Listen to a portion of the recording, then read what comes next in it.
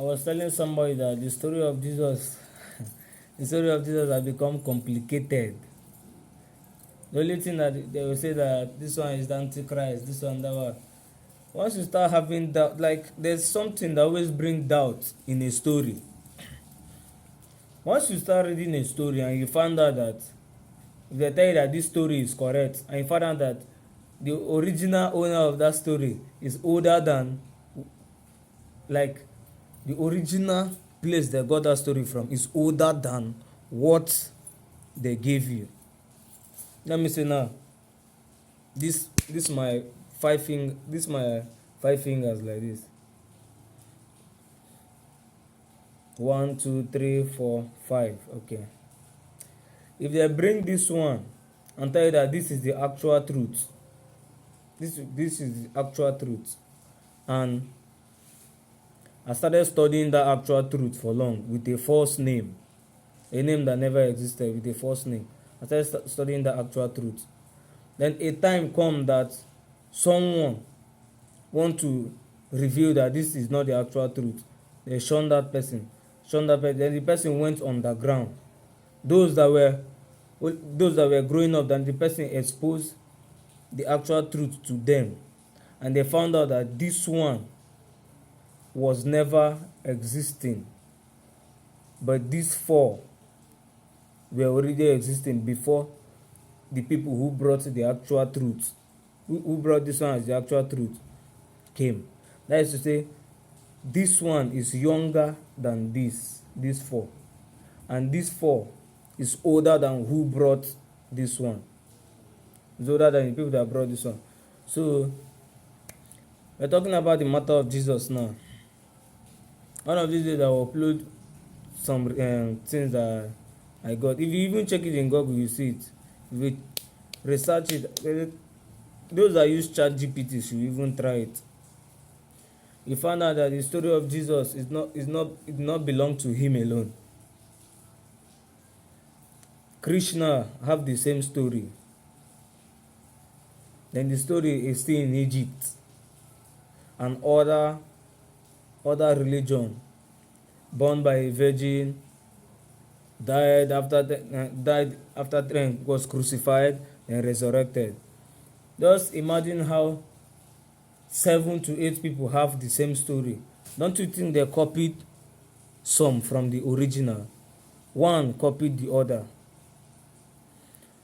So those people that are actually fighting those that are saying that the story of Jesus is complicated should go and research about the history of Jesus himself and the year. Because for you to prove somebody wrong, if you and someone is in a debate now and you cannot tell the person that I'm actually right and you are wrong, you cannot tell the person that with facts, then you lost the debate. They don't care if the person that you are debating with is telling lies. But what they care about is bring your proof, bring your facts, historic evidence, then the present historic evidence, present reality, and the true story. Because for you to bring historic evidence, you tell them so place where you can research, where you can get those particular things, then compare it to reality, if that thing actually happened or not, according to the evidence. Because a country cannot inscribe writings on wall. A country cannot just put things like that. A country that is more than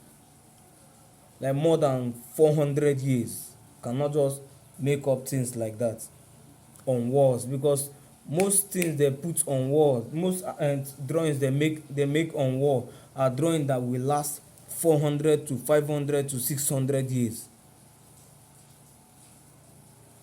Most drawings that they put on wall are drawings and carvings that last even 1,000 to 4,000 years. So when you are this one now, I'm giving it to Christians directly, because if you want to win soul for Christ, you must be ready. You must be ready. You must be ready to debate a person. to convince that person. Because when you go on a debate as a Christian and your opponent win you, actually you don't have any other thing to say, but you cannot admit. You only say that you don't argue on things that are not relevant because you could not convince that person about the thing you want the person to partake in. Because if you can convince me on something and give me proof, and I check, I found that this thing is 100% correct, even though I may not answer you at that moment, that even though I don't want to follow you, but when I go I will rethink it. But once you cannot convince me, lie, just know that you have failed. You have failed that thing. Because there was a time they were telling me something like, it's better you don't go to win soul for Christ than to win soul, than for you to go in the process of winning soul, the people that you are preaching to counter your opinion, and you are left with nothing. You don't have any backup again. That is actually a disgrace. There's a time I was told something like that. So Christians, if you are going for evangelism, this day I don't see people going for evangelism like that.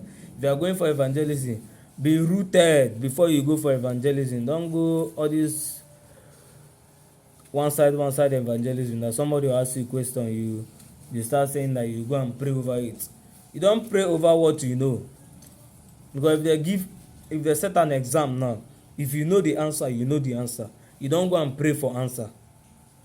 If you don't know something, you tell the person that you are doing evangelism for that you don't know this answer. Lie, that you don't know it. Instead of you to just start twisting the whole story, then they will and they will not ask you a question that you can never answer, and you just leave. And when you leave, you can't come back, because if you come back, they may use that particular question and cage you and make you not to return again. So before you go for evangelism, be rooted, study well, and when somebody asks you reality question, answer it. Because reality question most times are more reality than biblical question. Because biblical question is based on what they are saying in the Bible. Okay?